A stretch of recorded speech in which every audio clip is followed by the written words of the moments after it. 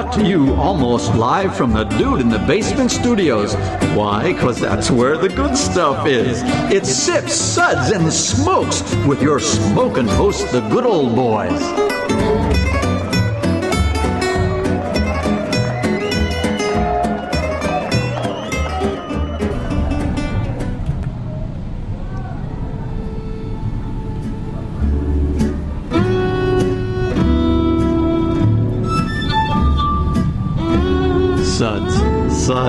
Suds. It's time for more Suds.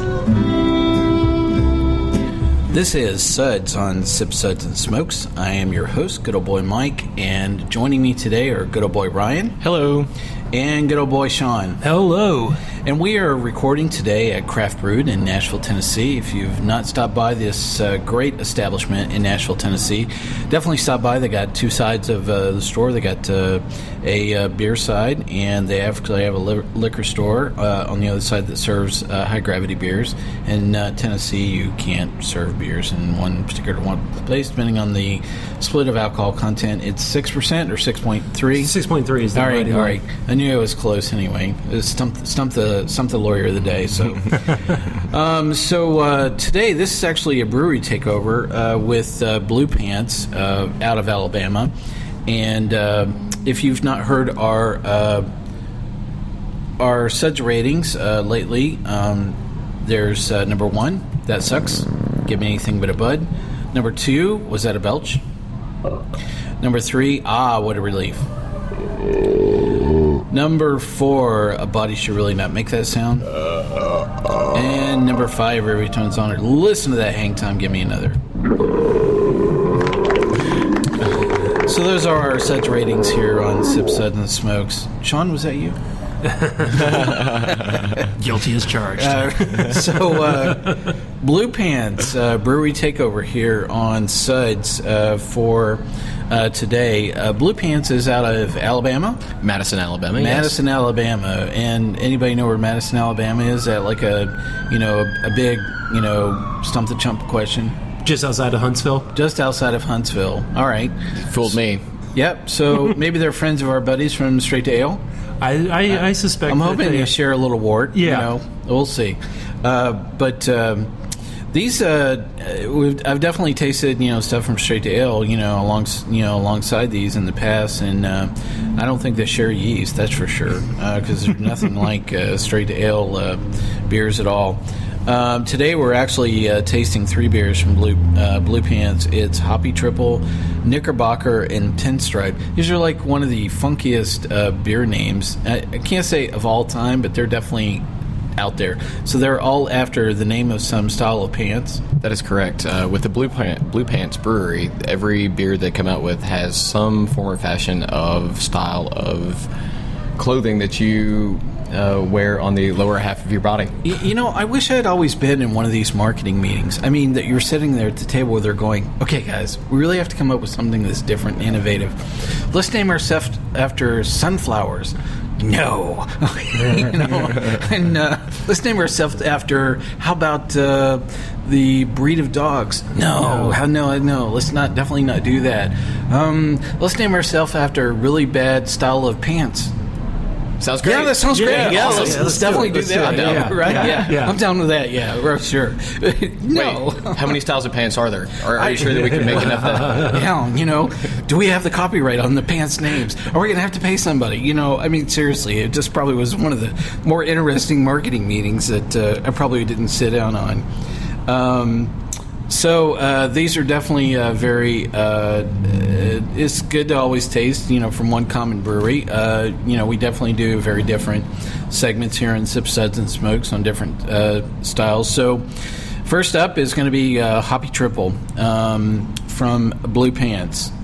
So my tasting notes on this are.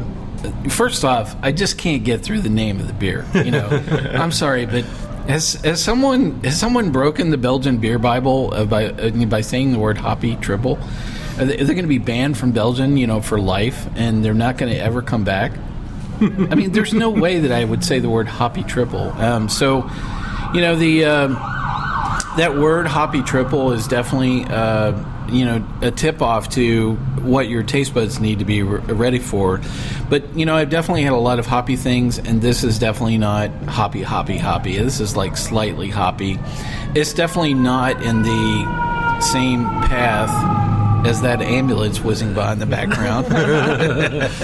It's definitely, they needed a beer. I guess it's rush hour in Nashville. fellas, we've got the beer right here. Just stop on by. It's definitely not something that I would probably ever go out and say, okay, Ryan, what are all the hoppy triples that you have, in the fridge, that we need to bring out? Exactly. This is a style that I've seen a couple of people do some hoppy Belgian styles, but never really actually called them triples. This is basically taking old world styles and new world styles and throwing them together. I guess that's a trend nowadays for breweries to do, because people get tired of drinking the same old thing day in and day out. I mean, everybody does a IPA, but when you throw in different styles like West Coast, East Coast, English, if you throw in black IPAs, there's just so many different areas or directions you can go when you're trying to build a beer. This is done with Cascade and Centennial hops. I agree with you, Mike, that this isn't exactly the hoppiest thing you've ever had in your life, but it will show hoppy characteristics on the aroma, and you will get some on the finish. But it definitely highlights and showcases the Belgian style. Well, and if I had to probably put my peg it, I would say that somebody went out making what I would consider a Belgian triple, and along the way they went, wow, that's not as good as we need it to be. It needs something. And they go, hey, we have some extra pellets right over there at Cascade Hops. Let's throw that in and see what happens. And like the big bold experiment just kept on moving along, and lo and behold, there you have it, that they wound up with some what I call Frankenbeer of hopping up a Belgian style triple. And so so slightly hoppy, and I thought it had kind of a funky finish as well. And it does have a little bit of a warm finish as well. It's kind of boozy to me. Yeah. So my suds rating for this is going to be 3. What a relief. So Ryan, what'd you think about Hoppy Triple from Blue Pants? I like Hoppy Triple quite a bit. It's definitely not my favorite, but I will give it probably a 3 for several different reasons. One, they're a new brewery making a big impact in Tennessee with the Chattanooga market, Nashville market, and also the Knoxville market. They've expanded quite quickly, and they are actually selling their beers. So Craft Brewed sells quite a bit of them. We've had to continually reorder them. People seem to like them, so they can appeal to the person that likes craft brews. They can appeal to the person that doesn't necessarily get into the extremes. So it's actually quite a versatile... excuse me. Sorry. It's quite a versatile beer in that fact. So yes, I'll give it a 3. All right, so a 3. What a relief. All right, so next up from Blue Pants is going to be Knickerbocker. Now, all right, so I have no idea what style of pants Knickerbockers really are. Those are knickers, or those are bockers, or are those Knickerbockers? Are you talking about the basketball team? I have no idea. All I know is we're talking about the beer today, which is actually a red ale. And so, that was one of the first questions that I had, which is, what makes a red ale a red ale? And, the first thing that you and Sean had to say were, it's all about the way that the grains are, malted or fired, right? Oh, that's true. There's so many different styles and variations of the actual ingredient itself. Some darker shades, some lighter shades. They have a lot of differences because of where they are grown, the climate, all that type of stuff. Also,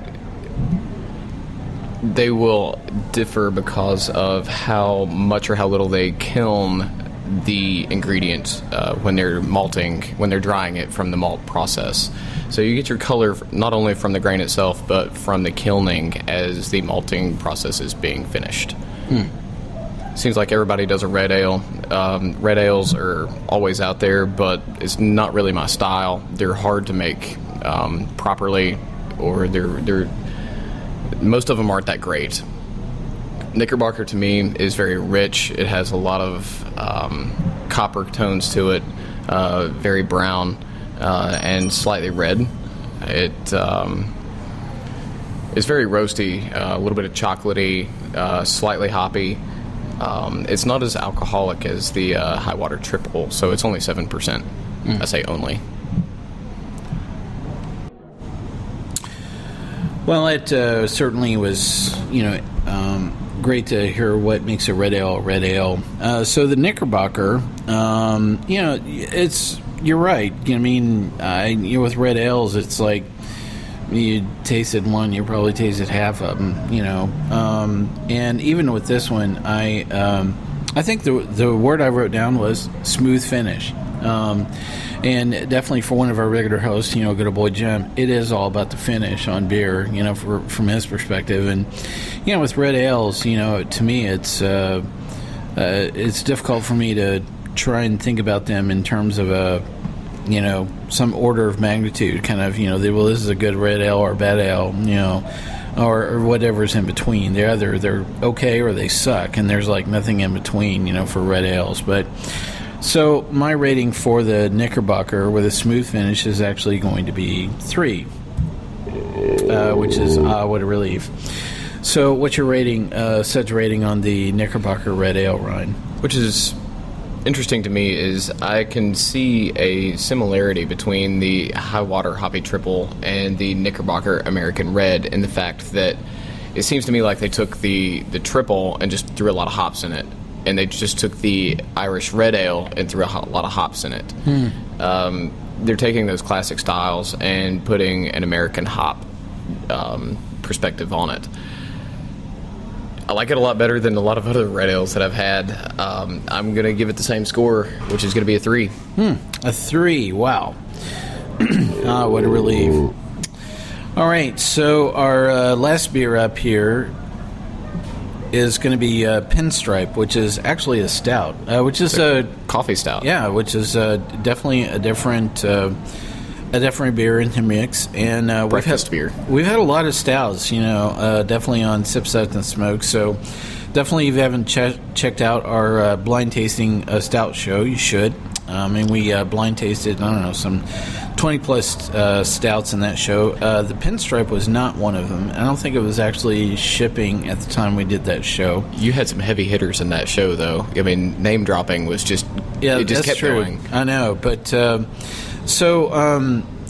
there's a lot of things about stouts that, I either like or hate really quick. And, I think probably one of the things that I don't like with stouts is when people put flavors, in stouts or porters for that matter. It's when you start getting the vanilla Java porter and the Creme brulee, stout that which I like, by the way, by Southern Tier. I know, and there's it's actually a favorite of a good friend of mine that every time we walk into a place, do you have the creme brulee? And I'm like, no, you don't. So the Pinstripe, my tasting notes on that are that it was chocolate. It was chocolate right light off the bat, but it was chocolate light though. It wasn't like the measure of bitter that was associated with wasn't offensive. No, it's definitely not dark chocolate. I would say that it was maybe a mild dark chocolate at best. It had some slight coffee notes, and that I didn't read the label at all. Okay, I didn't even know there was any coffee note in that or wow. coffee, and so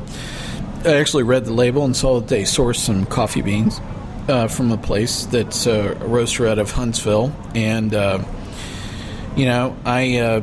I thought it was just okay. This would not probably find its way, on my table once again for tasting. So my Suds rating for the Suds rating for Pinstripe is actually going to be 2. Was that a belch? So Ryan, what did you think of Pinstripe Coffee Stout from Blue Pants? Here's again an opinion, and it's an opinion. I like it.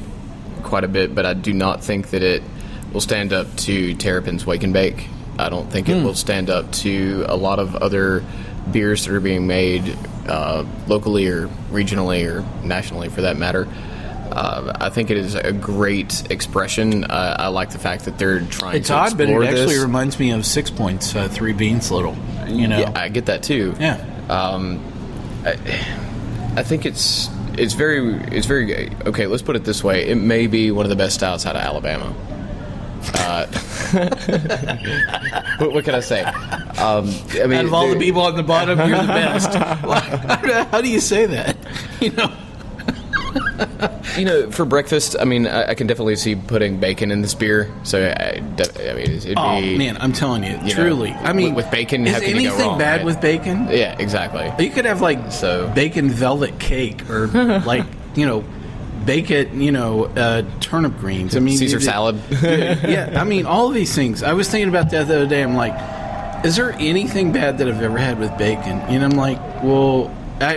one time I had somebody try to put bacon in wine, and I was like, Excuse me, what? Yeah, bacon and wine. I was like, that doesn't go, work. yeah. No, it doesn't at all. I mean, it's just, I can't even begin to tell you how many ways that just does not work. But, maybe, there you go. Maybe that's the missing ingredient here in Pinstripe. Add some bacon. Hey guys from Blue Pants, if you're listening, bacon. Bacon. There you go. No, but seriously, I like what they're doing, and I will stand by it. Once again, it sells, which is ultimately the main thing. Does the consumer like it? For the most part, yes. We've tasted it here at the store, here at Craft Brewed, and we have sold quite a bit of it. Is it my favorite? No. Well, is it something that I would buy? Definitely. I'll give it a 3. A 3, wow. What a relief. Well, there you have it. The 3 beers we're reviewing from Blue Pants today from the great state of Alabama. So if you ever happen to drop by Madison, definitely check them out. And I'm glad you were able to drop by and listen to our show here. Ryan, thank you for your time today. Oh, this has been a blast. Love it. This is good old boy Mike. I'm going to ask you to keep on sipping.